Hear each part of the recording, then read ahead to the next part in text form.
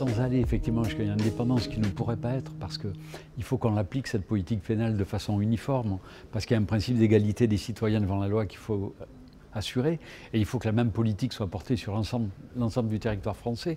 Mais sur le traitement des affaires individuelles, il faut arriver à un système qui, compte tenu des pouvoirs qui sont les nôtres, renforce nos garanties statutaires et qui surtout fasse en sorte d'extraire ce que certains ont appelé le venin de la suspicion, c'est-à-dire que les citoyens puissent avoir une confiance absolue dans l'action du parquet et ne puissent à aucun moment pouvoir soupçonner la moindre ingérence du pouvoir dans l'exercice de nos missions. C'est ça l'enjeu aujourd'hui du parquet du XXIe siècle.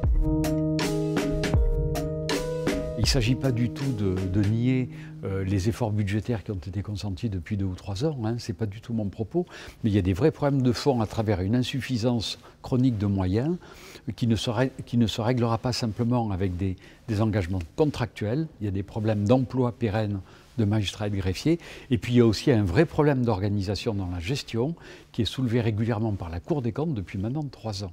Et ça, il faudra un jour apporter des réponses si l'on veut véritablement faire évoluer les choses au fond.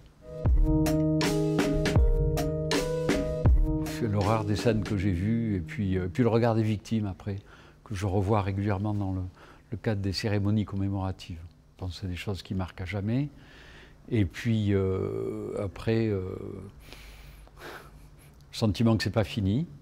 Ça pèse beaucoup psychologiquement tout ça? Oui, bien sûr, nécessairement ça pèse, bien sûr que oui.